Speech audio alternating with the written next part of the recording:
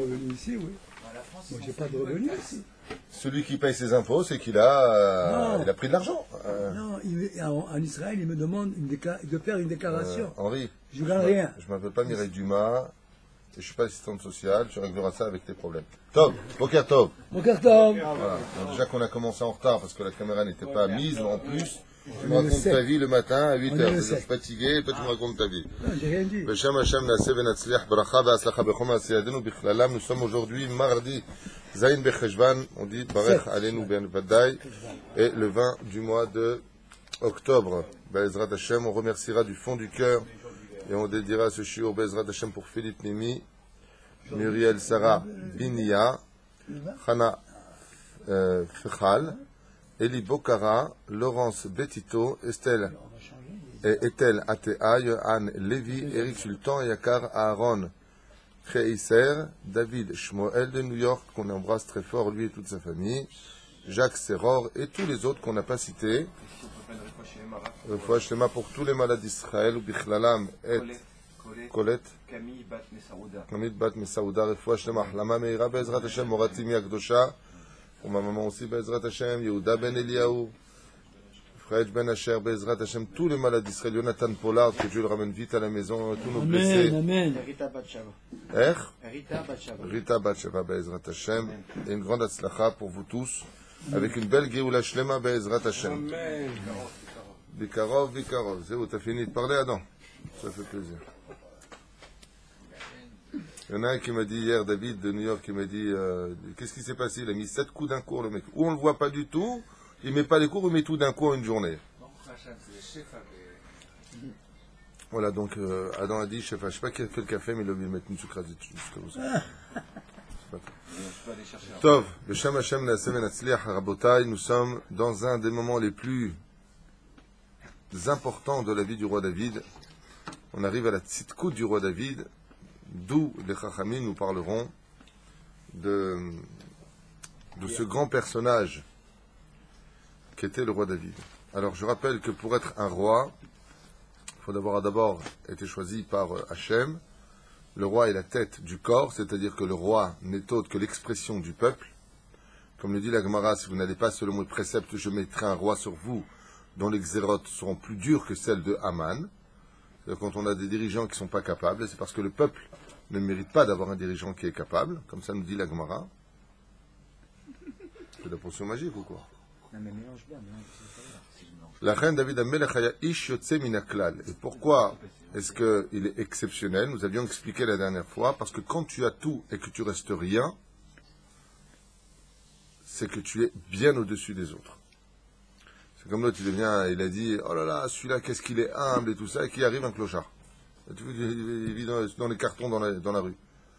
Vas-y, il est humble. De quoi tu veux qu'il s'enorgueillisse? Va quand tu es roi.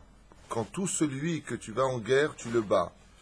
Quand tu as la beauté physique, puisque les yeux de David sont les yeux les plus beaux de l'histoire de toute l'humanité. Loayou qu'ayez fait aîné David Amelech alav shalom. Là, de fois tu passes, tu trouves beau gosse, tu as perdu du poids, tu passes comme ça, dans le miroir, d'accord? Comment tu sors? Tu sais que quand on te regarde, on aime plaire un petit peu, tu vois. David Amelech, il est beau, il est réussi dans tout. Il était le dernier, il est devenu événement souvenu Maristal et Roshpina, le plus haut de tous. Tout le monde l'aime. Il a un peu d'Aïnara sur lui, il est très jalousé. Dieu parle avec David Amelech. Je ne sais pas si vous comprenez ce que je suis en train de dire. Dieu parle avec David Amelech. Il est l'ami, comment Dieu l'appelle? Yedid. T'imagines, tu sais, un matin, Dieu te dit mon ami. Pas mon Aved, pas mon fils, mon ami. Il a tout pour avoir les chevilles qui gonflent, qui explosent. Et avec tout ça, il est resté, comme on va le voir, Bezrat Hashem, le même personnage. Et cette humilité va lui coûter cher.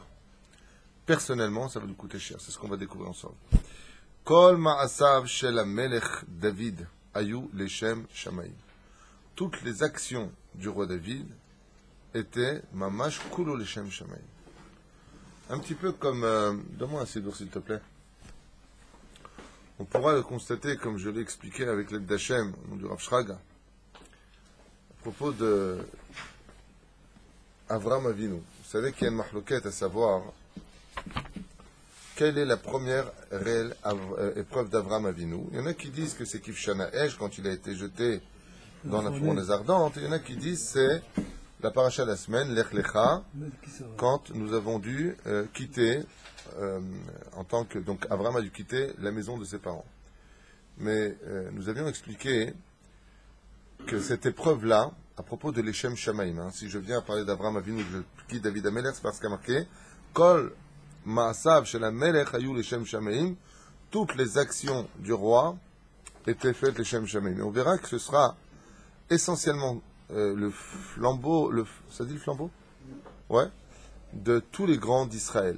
Tous les grands d'Israël travailleront uniquement Hachem sans aucun intérêt. Et c'est exactement ce qui est marqué ici. À propos de la paracha de Lech Lecha, je fais juste une parenthèse, quoi qu'on en fera une étude. Vayomer Hachem el Avram, Dieu parla à Avram et il lui dit, Lech Lecha, va pour toi, okay? Me'artzecha, de ta demeure, ou mimolatecha, du lieu de ta naissance, ou mibet avicha, de la maison de ton père, el haaretz, vers la terre Asher Areka, que je te montrerai. Alors, contrairement à ce que pensent certaines personnes, Dieu ne lui a pas dit où. C'est non nachon. Asher Areka, c'est marqué dans le texte, que je te montre.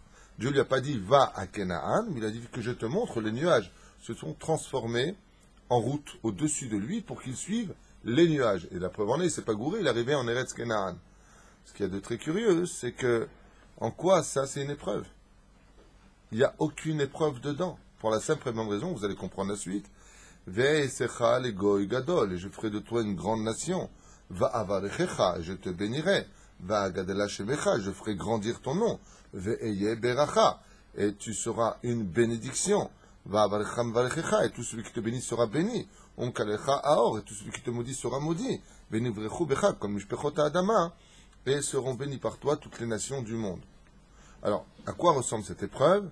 C'est comme si je dis à Yitzhak Cohen, que Dieu le bénisse, voilà, Dieu s'adresse à toi et te dit, Yitzhak Cohen, quitte la maison de tes parents. Ouais. Alors je rappelle qu'Abraham Avinu, il était déjà dans un endroit on ne peut plus tamé, qui vient d'être jeté dans les fours crématoires, dans la fournaise ardente, et que Hachem a du mal à lui parler à Ur-Kasdim, parce qu'il y a tellement d'avodazara, que la seule chose que va réussir Abraham, c'est, va y avoir Abraham une kol ha-nefesh. Kol ha-nefesh, ça veut dire avec le groupe qu'il a réussi à convertir aux judaïsmes. Donc c'est pas vraiment une grande perte de quitter là où il est.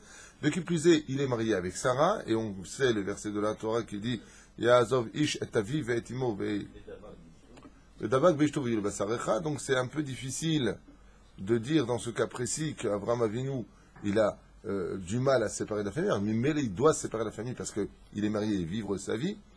Et donc là, il y a une question qui se pose, c'est où elle est l'épreuve? Pour la simple bonne raison, c'est que Hachem vient et te dit, va à Rishon et Tzion, et là-bas, je te fais gagner un loto de 50 millions de shekels, tout celui qui te veut du mal, je le détruis.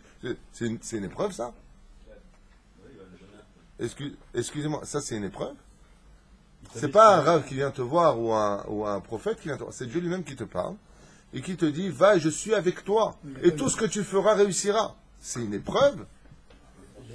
Hein? Il y a le Kibbutz d'Abraham. Et quel rapport? La question est de savoir en quoi cette épreuve est une épreuve. Selon les Chachamim, il n'y a aucune épreuve ici. Alors pourquoi elle est citée, entre autres par le Rambam, comme la première épreuve d'Abraham? Non, mais il y a le Kibbutz d'Abraham, il a abandonné. Hein? Sans père, sans mère. Alors, je reviendrai sur le roi David rapidement. La réponse, elle est simple. C'est que, comme le dit d'ailleurs Rashi, qu'il intervient les Tovatcha, les Anatecha, que tu vas pour toi, Rashi veut te dire par là qu'ici, il n'y a pas d'épreuve. C'est les Tovatcha et les Anatecha. Tu vas y aller. Mais en quoi c'est vraiment difficile? Je ne pense pas au Zohar Kadosh qui dit qu'on parle de l'Aneshama qui quitte le Kisei Hakavod pour descendre dans ce monde. On parle ici dans le Pshat des choses d'Avraham Avinu. Il n'y a pas d'épreuve quand Dieu te parle et te dit, écoute mon fils, va là-bas, je suis avec toi, je te bénis, tu réussiras dans tout ce que tu feras, je te ferai un grand nom, et celui qui te bénit est béni, celui qui te... Elle est où l'épreuve? Elle est où l'épreuve? C'est comme si je te dis avec Abraham, viens avec moi, traverse la rue s'il te plaît, ok? Et je te donne 50 millions d'euros. Amen. Tu es en train de me dire, viens, on y va. Et je ferai de toi un grand nom. Pérouche Adabar que Abraham, là pour l'instant, tu es en train de te battre sans Pirsoum. Moi, je vais te faire, Pirsoum, ça veut dire publicité, moi, je vais te faire un grand nom. Donc, Abraham, c'est ce qu'il veut pour faire du monothéisme. Avoir une grande pub, ça y est, il serait temps de divulguer, il n'y a pas Internet à cette époque. Donc, Dieu lui propose Internet de façon extraordinairement développée. Alors, elle est où l'épreuve? L'épreuve, elle est juste là, c'est tout ce que je voulais finir. Vayelech Avram kasher diber elav Hashem. La seule réponse que donne Abraham, c'est, et Abraham, il est parti parce que Dieu lui a dit. Et tout le reste, il n'en a absolument rien à faire. Ça, c'est la force des grands d'Israël. C'était juste l'exemple que je voulais prendre. Vayelech Avram kasher diber Hashem.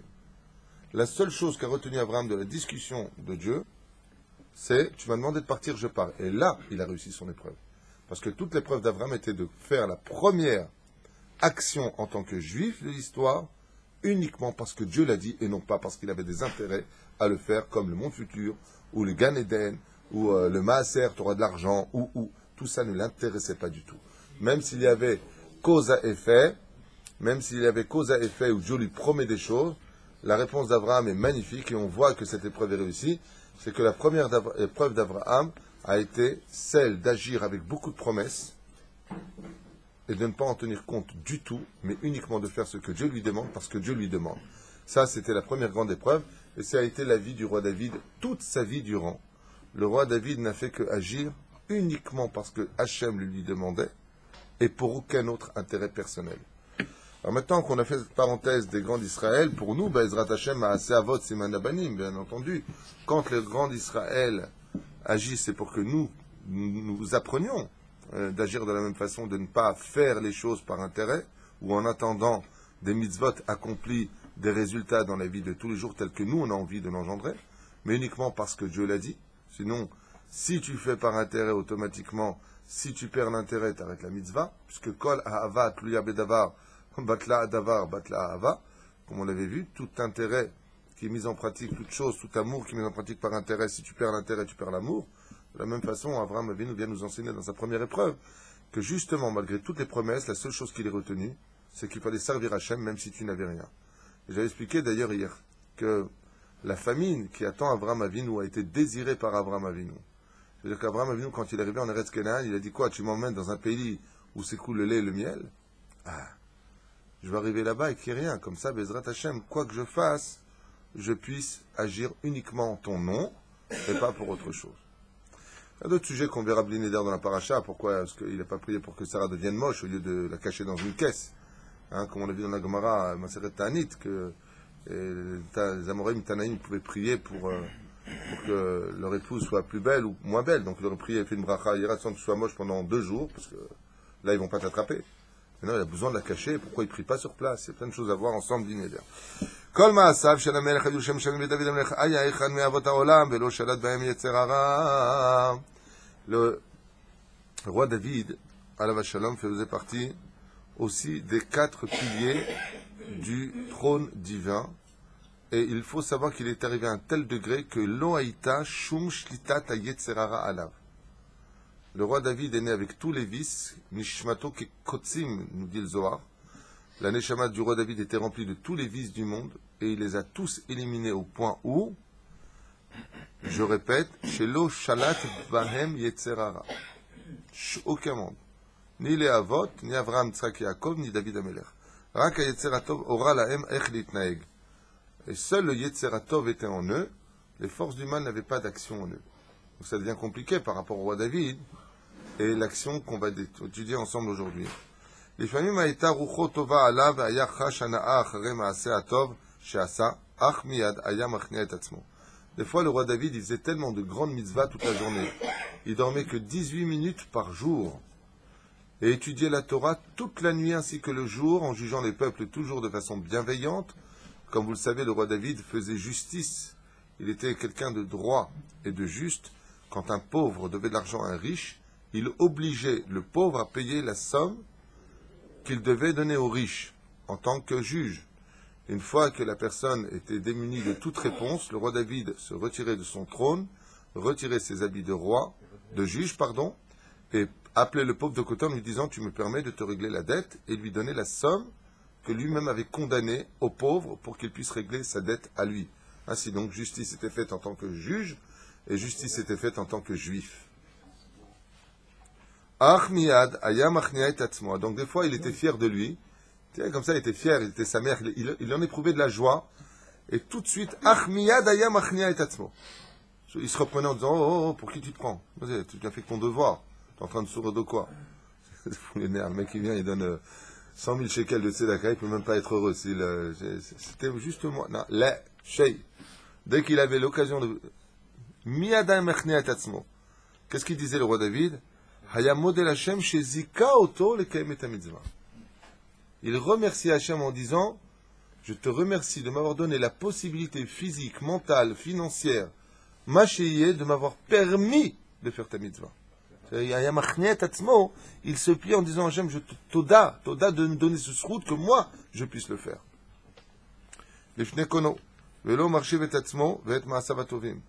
Il avait honte de penser une fraction de seconde qu'il avait obtenu du mérite parce qu'il avait bien agi en conséquence.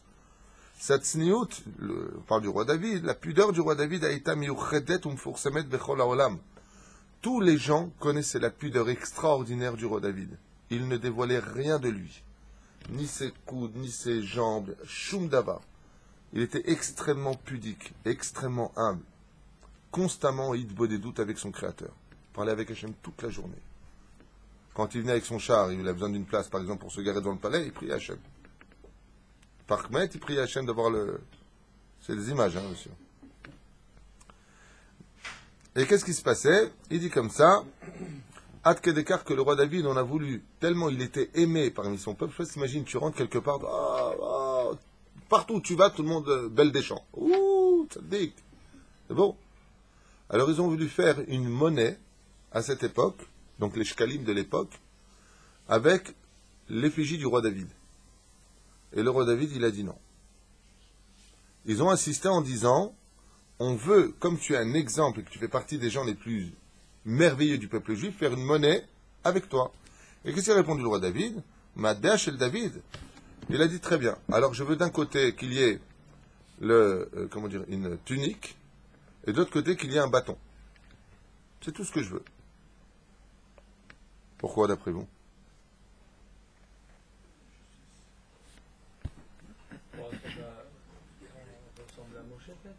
Fait, qu'est-ce que tu viens de dire? Non mais t'as donné la réponse, c'est dommage que tu dis j'ai rien dit, pour ne pas que tu dis un truc bien. Le berger, le mouton. Exactement. Qu'est-ce qu'il a fait le roi David? Il est reparti chercher ses habits de berger et le bâton qu'il avait pour diriger son troupeau. Il a dit, si vous voulez faire une pièce en mon nom, je ne veux pas mon visage, je ne veux pas mon nom. Voici le bâton avec lequel j'ai vécu dans la nature pendant des décennies, et voici mon manteau. Les peintres ont commencé à dessiner le manteau du roi David et le bâton du roi David, et d'un côté comme de l'autre, on voyait une tunique de berger et un bâton de berger. Pourquoi? Pour ne pas que l'orgueil envahisse la tête du roi David. Tu vois qu'il vient, il fait un billet avec son nom, avec ça. Pas du tout. Il a dit, voilà, vous voulez faire une pièce? Voilà, je veux que ce soit ça.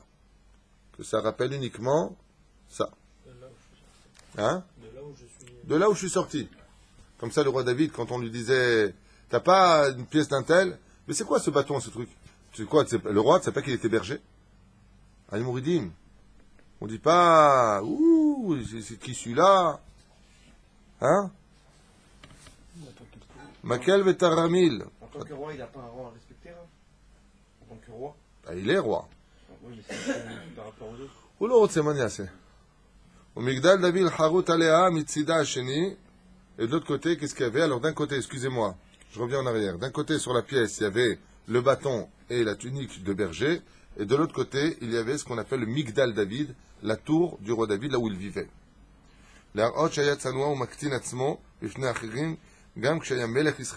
Voilà, il vient de dire ici, parce qu'il était roi d'Israël, il se devait aussi de montrer l'exemple de ne jamais s'enorgueillir.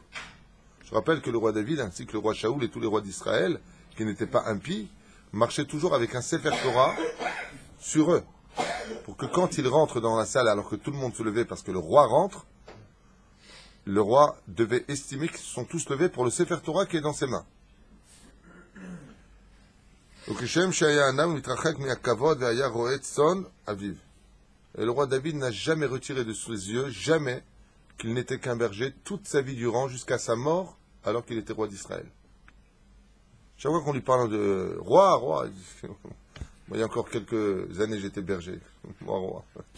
Il y a un ave. Le Shah, chez la Manmipi Rabo. Alors qu'il étudiait chez son rave. Qui était son rave attitré? Il s'appelait Rabbi Aïra Aya Iri s'appelait. Le roi David avait un rave. Donc il a appris des halachot de Achitophel, de Mephibosheth. Il a appris des halachot. Ah ben, il avait un rave attitré. Même le roi d'Israël a un rave. C'est le roi David qui connaissait absolument tous les secrets de la Torah, jusqu'au monde les plus intimes, comme on l'avait constaté avec le Sefer Teilim, chiour à voir sur le secret des Teilim, magnifique chiour que nous avons fait les Chachamim, Baruch Hashem, sur la force des Teilim.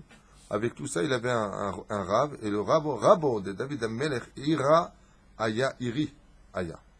C'était son rave. Et comment ça se passait quand il allait étudier la Torah chez lui?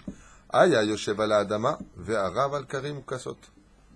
Le roi, quand il allait étudier la Torah chez lui, il s'asseyait à même le sol, et son rave était placé sur des grands coussins en hauteur. Normalement, une chose pareille, qu'est-ce que tu fais? Bon, t'es rave, je suis roi. Le roi David, il s'asseyait comme un élève, et il écoutait la Torah de ce grand tzaddik qui était Ira Aya Iri. Et avoir shanim lachar mot Ira, quand est décédé son rave, Ira, il s'appelait, Aya David melamed et ta'am. Le roi David s'est mis à enseigner la Torah au peuple juif, Ulam gam az yashav ala adama. Mais comme il avait beaucoup de respect pour son rave, il ne s'est jamais assis à sa place. Il continuait à enseigner la Torah au peuple, mais lui se mettait au même niveau que le peuple, à même le sol. Parce qu'il faut savoir qu'à l'époque, quand on allait étudier la Torah, les élèves étaient assis par terre et le rave sur une chaire ou sur des grands coussins. Le roi David, lui, il a continué à enseigner la Torah, mais il ne s'est jamais mis en hauteur vis-à-vis du peuple. Il s'est mis au même niveau que tout le monde.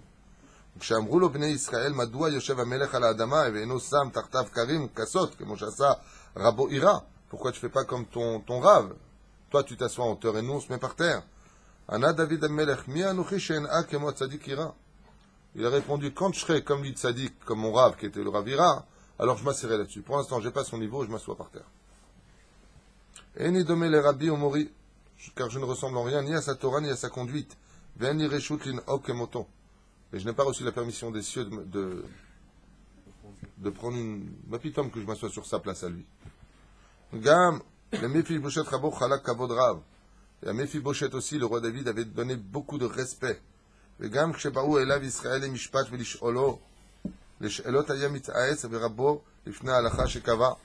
Chaque fois qu'on venait lui poser des questions, une fois qu'il était mort, Héra, il avait placé Mephibosheth. Alors Mephibosheth, je ne sais pas si vous êtes au courant, mais Mephibosheth, si je me rappelle bien, c'était le fils du roi Shaoul.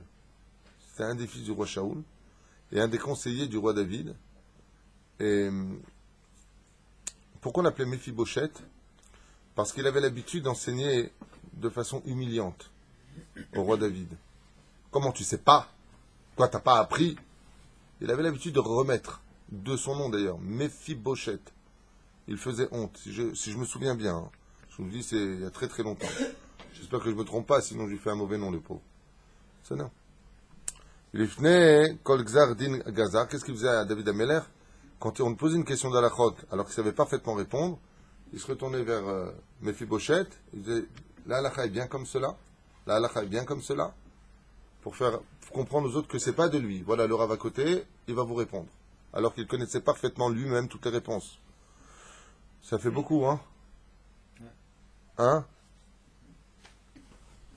ושואלים ההלכה כנהג, ובאותה שאמר הקדוש ברוך הוא מפני כך, כל כך קטן אתה בעיניך, לא ישכחו אותך בני ישראל לעולם, דוד מלך ישראל חי וקיים.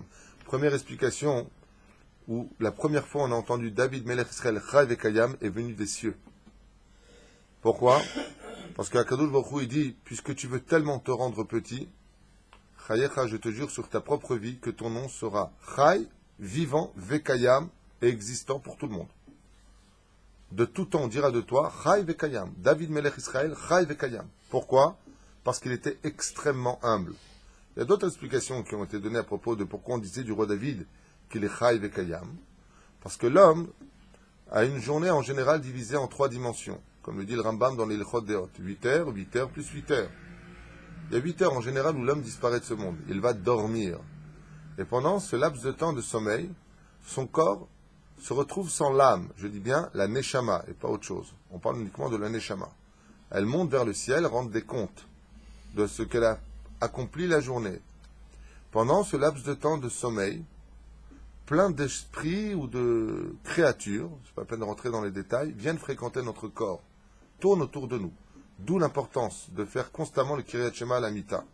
Se protéger de cela, faire un dôme. C'est pour cela que nous avons ce que l'on appelle le matin le Netilat Yadayim, qui viendra retirer l'impureté des mains. On ne touche pas son ventre, on ne touche pas ses yeux, tant que tu n'as pas fait Netilat, parce qu'autour de toi, puisque ton corps est resté inerte, soit un 60e de la mort, alors des esprits malfaisants, des fois, viennent tout simplement renifler. L'opachot, il ne pénètre pas, ne devenez pas fou, n'ayez pas peur. Simplement, ils viennent renifler les mitzvot que tu as fait. Quand tu fais une mitzvah d'un tzedaka avec tes mains, il y a une odeur de Gan Eden qui s'installe en toi. Et eux, comme ils n'ont pas de mitzvot à faire, ils viennent la nuit et ils se posent. Et ils sentent l'odeur du Gan Eden. Ils sont jaloux de cela. Donc le roi David, à la Shalom, pendant ce laps de temps, lui, ne dormait pas. Pourquoi on dit Hay vekayam? On est tous Hay vekayam. On est tous vivants. Mais si tu dis qu'il est Hay, il est automatiquement Kayam. Il vit, donc il est existant. Les Chachamim nous disent pourquoi on disait du roi David qu'il était Hay vekayam. Parce qu'étant donné qu'il ne dormait que Shnach Sous, c'est-à-dire le temps de 60 Neshimot, comme ça dit la Gemara, de Brachot, alors c'est le temps minimum, ou plutôt maximum, que la Neshama peut quitter son corps, monter et redescendre sans que les esprits ou l'impureté puissent pénétrer le corps de l'homme. Donc en d'autres termes, vous avez bien compris, le roi David n'a jamais eu besoin de faire un Netilat Yadayim en se levant de son sommeil. Pourquoi? Parce que le temps des 60 Neshimot n'a jamais été dépassé. Donc, il était pas simplement Chai la journée, mais il était aussi Kayam pendant qu'il dormait, puisqu'il n'a jamais été impur. Ad Kedekar.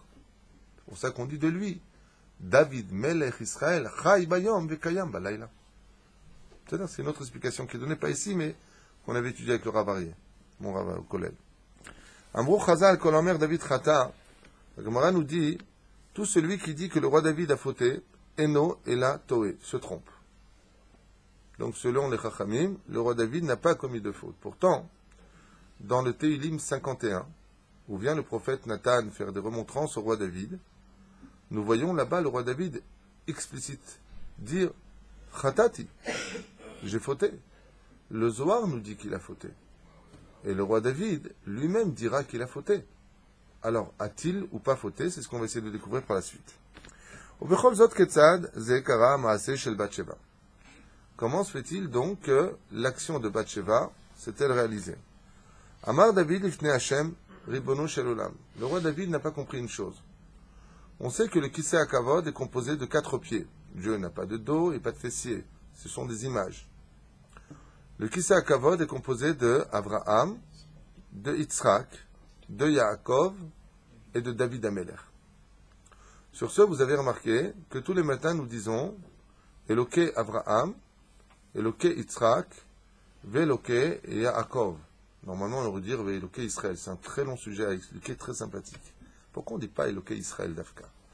Aval, ce n'est pas le sujet d'aujourd'hui. Si vous regardez bien là-bas le nombre de lettres qui y figurent, ça fait 26 lettres, si je ne m'abuse. Pour dire que le Shem Havaya reposait sur ces 3 grandes sadikim. Le roi David, il a dit, je suis désolé Hachem, mais juste pour comprendre. Moi, je ne veux pas pour mon nom. Mais s'il y a 4 personnages qui lèvent ton trône céleste, et que je suis le 4e pied des Avot, c'est-à-dire que normalement j'aurais dû être un des Avot, pourquoi la Knesset Agdola, sur tes ordres, n'ont-ils pas compilé Veloké David? Alors tu dis Eloké Abraham, Eloké Yitzhak, Veloké Yaakov. Quelle est la fête la plus importante de toutes les fêtes juives, qui vient bien au-delà de tout ce qu'on pourrait dire comme Midrashim et Halachot, et tout ce que vous voulez? La fête juive, la carte d'identité du juif. On n'a pas de temps, ni Pessah, ni Sukkot, ni Purim, ni Yom Kippour. Shum Daba. Hein? Non plus, ni Shavuot. La fête juive la plus importante de toutes, qui est le plateau de toutes les fêtes de l'année, c'est Shabbat. C'est tout. Le tourner, monter et descendre, Shabbat est la fête juive la plus importante hebdomadaire du juif. Ad Kedekar que les Chachamim nous ont dit, tout celui qui est Shomer Shabbat qui est Chata, même s'il a fauté Avodazara Kedor Enosh, comme la génération de Enosh, Mochalim lo al kol avonotav. la première fête juive qu'un juif se doit de garder, de préserver, c'est Shabbat Kodesh. C'est la fête de la carte d'identité du juif. Un juif qui n'est pas Shomer Shabbat, qui fait Shavuot, qui fait Sukkot, qui fait Purim, qui fait Hanouka, il a acquis des mitzvot. Attention, je ne dis pas le contraire. Mais il perd, d'une certaine façon, son identité de juif s'il n'est pas Shomer Shabbat. Comme les flics qui vous arrêtent, le papier s'il vous plaît, tu donnes tes papiers de juif, c'est Shabbat Kodesh, la fête qui représente ton judaïsme. C'est ça? Umadua omrim betfilat Elokei Avraham, Elokei Yitzhak, Elokei Yaakov, et omrim Elokei David. Donc il a dit, pourquoi on ne dit pas Elokei David? Arrête, pourquoi je vous ai parlé de Shabbat, la fête la plus importante? Parce que si Chesed, Givuratif, Eret, qui sont les trois sphirotes correspondant à Vot, sont si importants, elles sont toutes dépendantes d'une sphira qui est en bas parce qu'elle les lève toutes. C'est la sphira de la Malchut. Et Malchut, c'est Shabbat. Le roi David, il dit, je suis Shabbat. Il représente la fête du Shabbat, le roi David. Vous avez compris pourquoi en Al-Pisod, on dit David Melech Israël Chaïve Kayam, et on ne dit pas d'Avraham, de Yitzhak, ou Yaakov, ou Yosef, ou Aaron, ou Moshe Chaïve Kayam. Pour la simple et bonne raison, c'est que si tu es Shomer Shabbat, qui représente la sphira de la Malchut, représentée par le personnage de David Amelech, alors tu es Chai en tant que sphira de Shabbat, mais tu fais Kayam les autres mitzvot de la Torah. Je répète, le roi David représente la sphira de la Malchut, celle qui est en bas. Celui qui est Shomer Shabbat donnera de la vie à toutes les autres fêtes de l'année. Donc il est Chai en tant que Sfirat à Malchut, Vele Mekayem, et Sfirat à Esser Sfirot, donc les 10 Sfirot sur lesquelles les fêtes juives sont représentées ainsi que leurs personnages. Le roi David est le personnage principal. D'ailleurs, à la fin des temps, B'siata d'Ishmaïa, vous verrez que le roi David sera celui qui fera le dernier kidouche de l'humanité. Le grand kidouche. Ce sera lui qui dira Kos Yeshuot Hashem Uvshem Hashem Ikra Sabri Maranan Borepire Gefen. Hein? Ça, c'est encore autre chose. C'est d'ailleurs pourquoi on fait David Amelech, mais il avait Malka au nom du roi David, c'est aussi relié à cela. Il est le représentant de Shabbat. C'est-à-dire? Donc il lui a dit à Hachem, écoute, je vais te dire pourquoi, toi, je te mets pas dedans. Otam nisiti ve'amdu banisayon. J'ai mis Abraham Avinu 10 épreuves devant lui, je lui ai demandé d'emmener son fils à Kedat Yitzhak, il a tout fait sans aucune erreur. J'ai demandé à Yitzhak de ne pas sortir d'Eretz Israël, il n'est pas sorti. Je lui ai demandé d'avoir un fils qui soit tzaddik, un fils qui soit rachat, je l'ai mis à l'épreuve toute sa vie, vous savez ce que c'est d'avoir un fils rachat? Hein? Excusez-moi, avec tout respect que je dois à tout le monde, mais alors le roi David, qu'est-ce qu'on peut dire de lui? Je crois qu'il n'y a aucun homme qui a autant souffert que lui. Et Akadosh Baruch Hu, avec tout ça, lui dit, hein? Non, je pense qu'il a souffert encore plus que Yov, le roi David. Ouais. Yov, il a eu une vie superbe, et pendant une période, il est passé par la perte de son épouse, de ses 10 enfants, et de son travail, et la lèpre. Le roi David, depuis qu'il est né, il a été rejeté, humilié, et combattre des lions, des ours, manger de la... Non, pas possible. Et Dieu, avec tout ce qu'il a subi, le roi David, dit, toi, je t'ai pas vraiment mis à l'épreuve. Donc c'est vrai qu'Yaakov, il a été mis aussi à l'épreuve, à Seret Monim. Combien de fois lui a changé la vanne, l'épreuve de Esav, l'épreuve de Dina, l'épreuve de Yosef. Ça ne finit pas pour Yaakov. Eux, je les ai mis à l'épreuve, mais toi, je t'ai pas mis vraiment à l'épreuve. Mais tout ce qu'il a souffert, c'est pas des épreuves. C'est ce que je viens de dire. Donc là, tu viens de reprendre ma question. Chazak ou Baruch Yitzhak, ça fait plaisir. Ce que je viens de dire, mais pourtant, il a eu des épreuves. On peut dire par là que les épreuves du roi David, c'était des tikkunim dus à sa réincarnation, puisque le roi David vient du nefesh, un peu compliqué, de Adam et de Ève. Il y a un peu des deux en lui. Enfin, il vient réparer une notion très importante de la faute originelle du Yetzadat Tov Vara. D'accord? Le roi David vient réparer la faute originelle à la base. Tov, Aïsel Echa Tova. Il lui dit, puisque tu veux aussi avoir ton nom, que les enfants d'Israël disent Elokei David, un baya. Je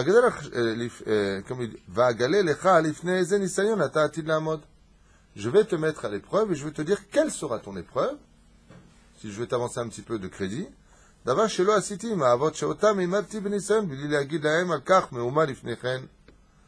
contrairement aux Avot Akadoshim, Abraham, Yitzhak et Yaakov, que j'aurais pas dit à eux quelle sera l'épreuve. Mais toi, je vais te dire ce sera preuve. Lamrot Shada Melech Shatid ou l'Irtzot Be'eshet Uria. Il lui a dit, voilà, ton épreuve sera la femme de Uria le Chitéen. Carrément. Il y a une femme du nom de Bathsheba, que le roi David connaissait, puisque c'est lui-même qui célébrera le mariage de Uria avec Bathsheba. Vous connaissez très bien cette femme. Je rappelle que le roi David avait simplement 18 femmes, déjà à la base, plus son harem. Donc il n'avait pas vraiment besoin. Imaginez, t'es le roi David, humble, sadique, parfait comme personnage, en plus super beau. Et tu dis, voilà, je voudrais bien la plus belle des épouses du royaume. Elles vont pas courir pour être sur le trône. C'est bizarre comme épreuve. Et qu'est-ce qu'il lui dit Hachem? Ton épreuve sera Bathsheba, la femme de Uria, que tu ne devras pas toucher. Tov. Lo amad ben Nissan velakach ota leisha. Et le roi David n'a pas tenu à cette épreuve et il l'a pris pour femme. Alors qu'est-ce qui s'est passé? C'est incompréhensible. Tu veux la réponse? Donc d'un côté, il a fauté ou pas? Oui, mais non. Officiellement, oui. Non, il n'a pas fait. Non, il n'a pas fauté. Non, on sait qu'il n'a pas. On sait qu'il n'a pas posé. Officiellement, oui. Ça veut dire officiellement. Ils sont adorables.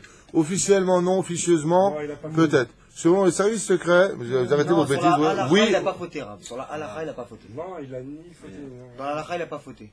Compliqué. Maintenant, lui, il a reconnu qu'il a fauté, Rav. Donc, d'un côté, il y a eu un. Non, mais du moment que Non mais attendez. On est face à un homme qui dit à Dieu, pourquoi tu dis pas éloquer David? Voilà. Ok? Je vais te mettre à l'épreuve. La femme de Uria La touchera pas. sera ton épreuve. Ce sera interdit pour toi de la toucher. Je rappelle qu'on a lu juste avant que le Yetzerara n'avait plus de shlita sur le roi David. La Gemara nous dit en plus de ça, je me rappelle, je crois que c'était dans Shabbat, la Gemara nous dit que depuis ce Nisayon, le roi David, tu écoutes ce que je te dis? Depuis cette épreuve, le Nisayon du roi David, le roi David ne quittait plus ses femmes. Vema Yaose Meshamesh Itan. Le roi David, qu'est-ce qu'il faisait? Afin d'être repu, entre guillemets, dans, on ne sait jamais, le Nefesh Abémi, il avait bien une des femmes dont on connaît la beauté comme Abigail, qui fait partie, je le rappelle, dans ma Maseret Megillah, des plus belles femmes de l'humanité. Ok? Aya Meshamesh Itan Kol Rega. Il allait avec elle constamment. Pourquoi? Pour ne pas qu'on ne sait jamais. S'il rencontre Bathsheba, il a envie. Arrête, quand tu viens de finir, il te lâche un peu les baskets. Ok? Le roi David nous raconte la Gemara. Quand il a fini, il est sorti de la chambre avec beaucoup de pudeur. Et il est monté sur le toit pour respirer un petit peu. Et en montant sur le toit, il a vu une femme extrêmement pudique aller se doucher. Pourquoi pudique? Parce qu'elle est rentrée avec la djellaba, le kissouille. Vous savez, elle était couverte avec la capuche. Et comment ils se douchaient à l'époque? Les douches étaient sur les toits avec des rigoles qui permettaient à l'eau de pouvoir descendre en bas. Et en haut, il y avait des espèces d'entonnoirs, des seaux, je ne sais pas exactement comment c'était fait. Et la douche de Bathsheba était en verrière. C'était du verre noir, teinté. Tu ne voyais rien, absolument rien. Et le roi David, qui était un homme qui adorait la chasse, a voulu capturer un oiseau en le déstabilisant. Qu'est-ce qu'il a fait? Un oiseau s'est présenté d'une beauté hors du commun et de toutes les couleurs. Le roi David a dit, waouh, quelle est cette créature? Cet oiseau, je l'avais encore jamais vu dans la nature. Effectivement, c'est pas un oiseau. C'était le Satan déguisé en oiseau. Et qu'est-ce qu'a fait cet oiseau? Il a commencé à voler sur un toit, sur un autre toit. Il volait, il survolait comme ça, jusqu'à ce qu'il s'est présenté exactement devant la verrière de la douche de Bathsheba. Et le roi David, qu'est-ce qu'il a fait? Il voulait assommer cet oiseau pour le capturer, l'analyser et comprendre pourquoi Dieu avait créé cet oiseau. Donc il prend comme ça une flèche, lui qui était très très fort dans ce domaine, avec une boule, non pas pour tuer mais pour capturer, pour donner un tout petit coup sur l'aile pour que l'oiseau tombe et qu'il aille le prendre. Et le roi David prépare son arc et il voit l'oiseau qui bouge. L'oiseau lui fait ça. C'est watou watou. Et là, le roi David, boum, il lâche sa flèche. et sa flèche vient en plein sur l'oiseau qui bouge à la dernière seconde et disparaît devant les yeux du roi David. Et qu'est-ce qui se passe quand une flèche avec une boule au bout arrive sur du verre? Ça a explosé le verre. Et là, Bathsheba, qui était en train de se doucher, ses vides couvertes, elle a regardé le roi David avec honte, elle a baissé la tête. Et là, le roi David, il a regardé les cieux, il a regardé Bathsheba, et il a dit à son fidèle serviteur, Ben Ayehou, Ben Yoyada, va me chercher cette femme. Qu'est-ce qui s'est passé à ce moment-là chez le roi David? Il venait de connaître une femme, une de ses épouses. Il voit Bathsheba, qui est une femme certainement très belle. Le roi David lève les yeux vers le ciel. Il descend en bas des escaliers et dit, traverse la rue. Il y a une femme du nom de Bathsheba. Amène-la dans mon palais. Et il y va. Qu'est-ce qui s'est passé? On vient de voir que le roi David est très humble. On vient de voir que le roi David n'a pas de Yetzerara en lui. On vient de voir... Alors! Il connaît son épreuve. Et il connaît son épreuve. C'est ça le truc, c'est qu'il connaît son épreuve. Alors, les mains d'avoir dommé. C'est incroyable. Qu'est-ce qu'il a dit? Vous allez avoir la réponse maintenant. Qu'est-ce qu'il a dit à Hachem au début? Qui a demandé l'épreuve à la base? Lui. Il a dit à Hachem, Ribono shel olam, sans remettre ta justice en question. Pourquoi il y a marqué Eloké Abraham, Eloké Yitzhak, Eloké Yaakov, il n'y a pas marqué Eloké David? Il lui a dit, parce que eux, je les ai mis à l'épreuve, tandis que toi, je t'ai pas mis à l'épreuve. Et là, qu'est-ce qu'a répondu le roi David? Alors, mets-moi à l'épreuve. Alors Hachem lui a dit, ok, tu veux frimer, il n'y a pas de problème, je vais te mettre à l'épreuve. Ton épreuve sera Bathsheba, et tu ne devras ne pas la toucher. Voilà, je te mets à l'épreuve. Le roi David se retrouve maintenant face à une situation où le choix est devant lui. Il a Bathsheba en face de lui. Seulement le roi David, il vient de réaliser qu'il a fait quelque chose de grave. Il a demandé à Hachem de le mettre à l'épreuve. Et il s'est protégé de Bathsheba. Le roi David n'avait qu'à donner le dos, rigoler et descendre du toit en disant à Hachem, épreuve réussie Hachem, peut-on avoir éloqué David? Mais là le roi David, il a eu la honte de sa vie. Il a dit, je préfère tout perdre, que l'on dise une seule fois dans l'histoire que le roi David a battu le roi des rois. L'Ema d'avoir domé, à quoi ça ressemble? Un jour, un père a dit à son fils, non, Yaouldi, ne lève pas cette table, elle est trop lourde pour toi. Moi, j'ai essayé de la lever, je te dis, c'est trop lourd. Ça tient pas. Tu n'y arriveras pas. Je te dis que tu n'y arriveras pas. Et le fils, il vient, il lève la table, et il voit qu'il peut la lever sans aucun problème. Si c'est un fils imbécile, il va la lever devant le père, et le père, qu'est-ce que ça voudrait dire pour lui? Qu'est-ce que je suis bête. J'ai même pas été capable de voir que tu pouvais supporter cette table. J'ai pas vu comment tu avais grandi. Ça humilie le père. Le père, il lui a dit, non, tu pourras pas, je te dis. Et tu le fais, même si tu peux, si tu as du savoir-vivre.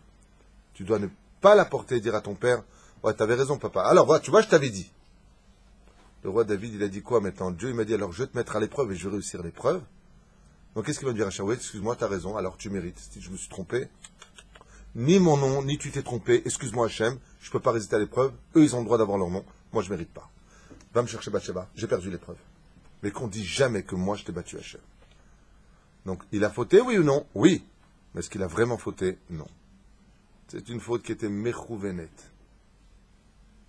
Maintenant, on comprend pourquoi d'un côté comme de l'autre, oui. Très beau ce que vous avez dit, c'est vrai. Mais est-ce que... Non, Merila, non, rigole, c'est pas marrant. Vraiment. Non, c'est vrai, c'est dans le meilleur des contextes. Mais maintenant, est-ce que au fond, on va arrêter, nous on ne connaît pas Hachem, mais est-ce que ça n'aura pas fait plaisir à Hachem que David ait réussi cette épreuve-là? Au fond, parce qu'en vérité, là, on part. Hachem, je ne veux pas, comme un père avec son fils, on ne veut pas le vexer. Mais est-ce que le père, en vérité, qui n'a pas vu grandir son fils, et que le fils ait réussi une chose que le père n'aurait pas cru, même si au fond de soi, en étant père, à Mabdil, ça fait un peu de mal dans l'orgueil, mais est-ce qu'on n'est pas plus content que son fils est fier, parce qu'on aime tellement son fils qu'il réussisse? C'est pour ça que le roi David est cité pratiquement dans toutes nos... Il n'y a pas une tefila, par exemple, si je peux me permettre le mot, mais regardez bien de quoi sont composées nos prières journalières. Elles sont composées des télim du roi David. Et l'œuvre du roi David témoigne de son artisan. Tandis que pour Abraham, Yitzhak et Yaakov, nous ne les verrons que dans la Hamida essentiellement, ou dans des passages repris des prophètes ou même de la Torah, qui sont intercalés dans la prière. Mais il y a quelque chose de plus grave. Quand tu viens et que tu dis à Hachem, pourquoi il n'y a pas marqué? Tu es en train de dire que Dieu ne sait pas faire ce qu'il faut faire. Et c'est là que le roi David s'est remis en question. Mais comment j'ai pu dire à Hachem, un peu ce que dit le Rav Dessler à propos de la prière, à un certain degré, alors je peux faire très attention aux mots employés parce que j'ai peur que ce soit mal compris, mais dans l'absolu, prier Dieu pour avoir quelque chose, c'est presque un chilou Hachem. Parce que ça voudrait dire que quand tu demandes la santé à Dieu, ou la parnassa à Dieu, eh bien, tu es en train de lui dire, mais tu fais pas ce qu'il faut que je te le dise. Voilà, là, ce que tu es en train de faire, c'est pas bien, donne-moi plus d'argent, ou donne-moi plus de santé. Alors pourquoi est-ce qu'on prie? Le Rav Dessler à la Vachalam, dans Mirtav d'Eveliaou, explique que le but de la prière est de se lier à Dieu. Il faut rester en communication avec Hachem. C'est ça. Voilà. Mais dans l'absolu de l'absolu, vous voyez plein de gens, par exemple, qui ne prient pas du tout, ni Shaharit, ni Mincha, ni Arvit, ok? Ben, ils ont la santé, ils ont ce qu'il faut. Dieu, il envoie exactement à chacun de nous, exactement ce dont nous avons besoin pour réussir notre vie, que tu pries ou pas. Alors pourquoi la prière est si importante que la Gemara nous dit Allez, Adam itpalel kolayom, plutôt ciel que l'homme prie toute la journée, parce que le fait de prier avec Hachem, de parler avec Hachem, te lie à lui. Et quand tu te lies à lui, alors grâce à la prière, il peut même aller au-delà de ce dont tu as besoin, parce que tu as prié. Comme souvent, il y a des gens qui viennent te voir en disant Rav Tutu, pourquoi moi j'ai pas ceci? Là, ils me prennent pour un représentant de Dieu. Allez, vaille, que je sois d'abord représentant de ma propre Neshama. Mais je leur dis, mais tu as demandé à Dieu qui te donne? Non, je ne sais pas prier. Demande-lui. Si tu demandes, peut-être que tu auras. Rabbi Moshe à la Vachalom disait toujours, demande toujours plus que ce que tu as besoin, on ne sait jamais. Tu as besoin d'1 million, demande 10 millions. Et si Dieu te donne le 5, c'est pas mal. C'est à Koar chez la Tfila chez nous. On va s'arrêter ici parce qu'il est déjà 9h, la Brichim arrive, pour cette épreuve du roi David face à Bathsheba. Et bien entendu, on finira aussi avec cette notion de Bathsheba qui... Vous savez qui était Bathsheba au niveau de la réincarnation? Bathsheba n'était autre que Ève. Et le roi David n'était autre que Adam. En réalité, voilà. Donc Bathsheba, pourquoi on l'appelait comme ça Bathsheba? Il y a beaucoup de choses à dire sur le nom et l'étymologie du mot Bathsheba. Bathsheba, elle n'était pas la fille de Seth. Bathsheba possédait en elle les 7 sphirotes tartonotes. Ça veut dire qu'en Bathsheba, on pouvait déceler dans ses midot la mida du chesed, de la bonté, de la gvura, de la rigueur. Elle était très rigoureuse, il faut le savoir, Bathsheba. Elle avait de la Torah en elle. Elle faisait partie des peu de femmes comme Michal, comme Broria, comme les filles de Rashi, ou comme Bathsheba qui mettaient les tefilin. Elle était très particulière, cette femme. Elle possédait en elle les 7 sphirotes. Donc sphirat, Od, Netzach, Yesod et Malchut. Très pudique, très pure. Et c'est elle qui éduquera ce fils unique dans l'histoire, ce personnage vraiment incroyable et unique qui en 52 ans de vie va remplir l'histoire de plusieurs livres et marquer l'histoire du peuple juif par sa royauté, le roi Salomon, fils de Bathsheba et du roi David. Et en réalité, le roi David n'a fait que réépouser sa femme d'origine, puisque Ève était mariée avec Adam, et très souvent l'homme revient dans ce monde épouser la femme qu'il avait eue avant pour finir les réparations qu'ils ont détruites ensemble. Donc c'est ce que dit le Zohar. Depuis Maaseh Bereshit, Bathsheba était destinée à épouser le roi David, c'est normal, car ensemble ils avaient fauté, donc ensemble ils devaient réparer. Qu'est-ce qu'ils ont amené ensemble? La guerre dans le monde et la mort dans le monde. Et qu'est-ce qu'ils ont engendré ensemble? Shlomo, qui veut dire shalom. Ils ont engendré la paix et la plénitude, shirachirim. Ils ont renoué les liens d'amour entre le peuple juif et le créateur du monde, par la naissance du roi Salomon, qui est la réparation du Etz HaChaim. Pérouche Adavar, ils ont fait le shalom entre le peuple juif par la naissance du roi Salomon dans cette union. Alors on verra Be'etzem, Al-Pi Alacha, tout à l'heure tu parlais de Uriah, qui effectivement avait été marié par le roi David, puisque le roi David avait dit, tout celui qui connaît le secret de retirer l'épée du fourreau de Goliath, parce qu'il y avait un code secret que seuls les Chittéens et les Philistins de cette époque connaissaient, c'est Uriah qui leva la main en disant, moi je sais, il lui dit, celui qui me donnera le secret épousera cette femme hors du commun que était Bathsheba, et Uriah va libérer l'épée du fourreau, la donner au roi David, qui coupera la tête, sectionnera la tête de Goliath, et c'est le roi David lui-même qui apportera Bathsheba à Uriah. Et Uriah, bien entendu, il y a une marloquette à savoir ce qu'il était juif ou pas. Une grande marloquette, ce qu'il était, parce qu'on appelle Uriah le Chittéen. D'accord? Donc c'est quand même un long sujet pour lui-même. Et on verra que cette histoire de Uriah, de Bathsheba et du roi David se finira avec Broria, Rabbi Meir Balanès et son élève, à l'occasion, comme explique le Ben Ishraï, beaucoup plus tard, un sujet qu'on avait déjà vu ensemble dans les Gilgulim, les réincarnations. Mais juste pour en revenir un petit peu en arrière, Oria, en réalité, va désobéir et 2 fois se rendre Chayav Mita par le roi David. Pourquoi? Parce qu'il y a un digne qui, al pi halacha, s'appelle Mored Vemalchut. Si tu n'obéis pas à la royauté, tu es traître. Et celui qui est traître à la royauté doit être mis à mort.